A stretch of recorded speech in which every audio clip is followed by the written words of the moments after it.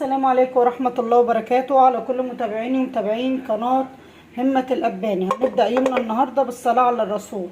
اللهم صل وسلم وبارك عليك يا حبيبي يا رسول الله.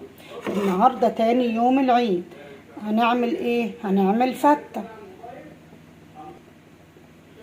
أهم حاجة الفتة في العيد، تجيب الحلة كده وتروح حاطة فيها حتة زبدة وتسيح، وبعد كده تروحي مدية اللحمة صدمة على طول،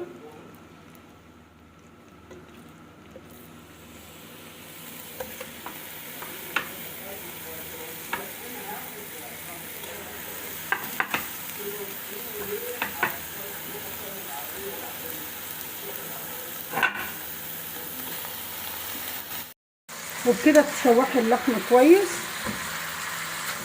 وتنزلي بقى بايه؟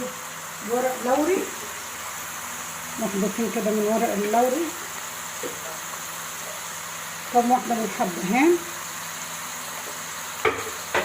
وتحطي شعرة بسيطة فلفل اسمر، وتشوحي اللحمة كويس.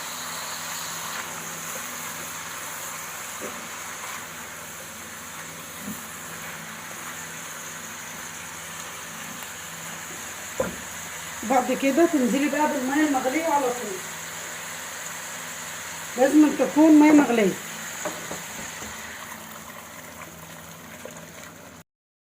واحط ربع معلقه من بهارات اللحمه، دي السبع بهارات انا اللي عاملاها: جوز الطيب، على ورق لوري، على حبهان، على فلفل اسمر، على كبابه صيني، على زر ورد، وعملت منها البهارات بتاعه اللحمه.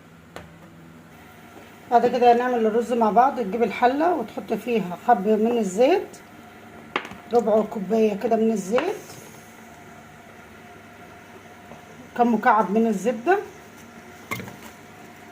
عشان نعمل الرز الابيض بتاع الفتة. وتحط واحدتين من ورق اللوري او ورق الغار، وواحدتين من الحبهان. اول ما تشوح كويس كده وتشم ريحه البهارات طلعت، يكوني غاسله الرز ومصفياه. انزلي بقى بالرز،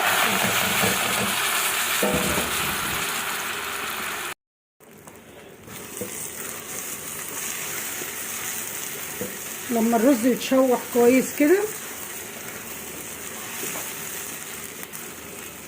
انزلي بقى بالميه المغليه،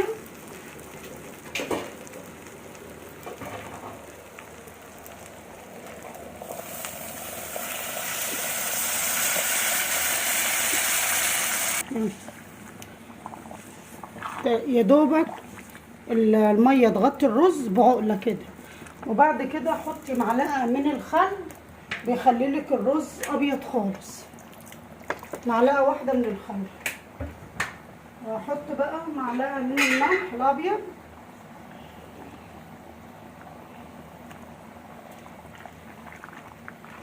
احطه بقى لما يتشرب، وبعد كده اهدي عليه.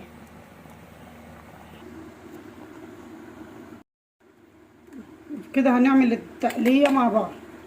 تجيبي حله وتحطي فيها حته زيت ومعلقه كبيره من الثوم، عشان الزيت لما اضيف اول ما رضيتش احط الزبده عشان ما تنحرقش.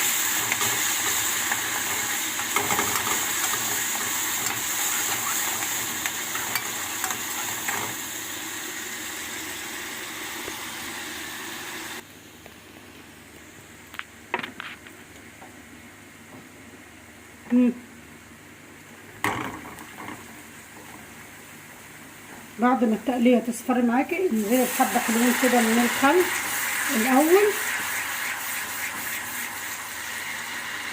وبعد كده هنزل بالطماطم واسيبهم بقى يتسبكوا.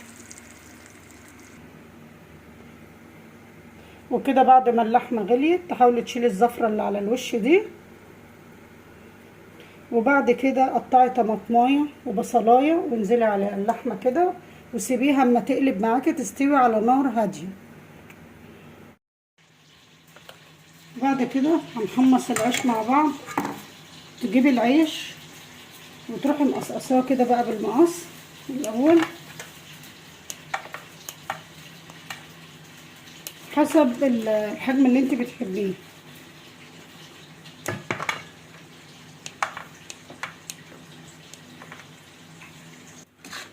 كده بعد ما قطعنا العيش تجيبي حتة زبدة وتسيحيها او معلقة سمنة بلدي وترشيها على العيش، وحبة ملح بساط كده، وشعرة من الفلفل الاسمر، وتقلبيهم كويس وتدخليهم بقى الفرن يتحمصوا.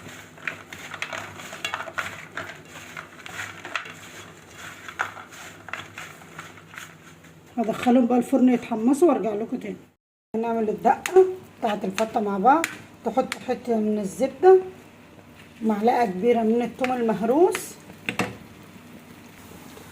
اول ما الثومه تبدا تصفر معاكم كده وتجيب اللون الذهبي ده، انزلي بربع كوبايه كبيره من الخل.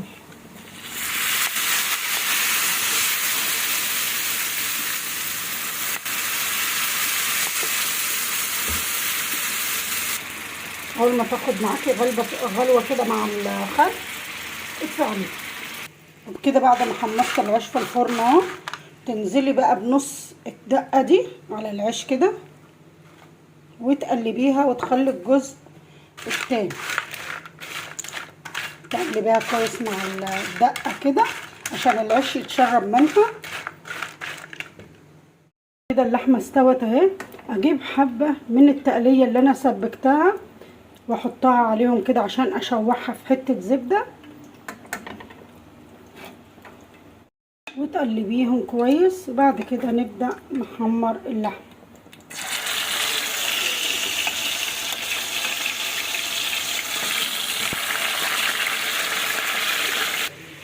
وبكده بقى جبنا العيش كده وتسقيه كبشه شوربه بسيطه.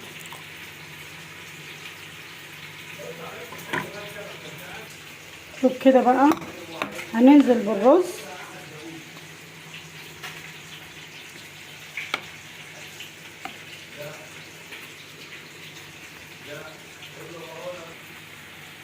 بعد كده بقى ايه تحطوا الصلصه بالشكل اللي يعجبكم.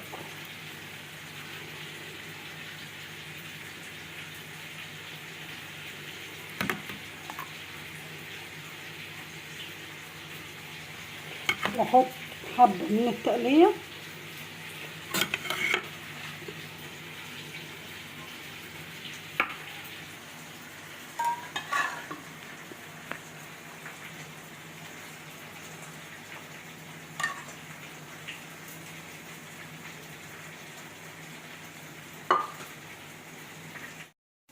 وكده بقى هننزل باللحمه بعد ما حمرتها. انا بس يا دوبك اديتها تشويحه في معلقه زبده.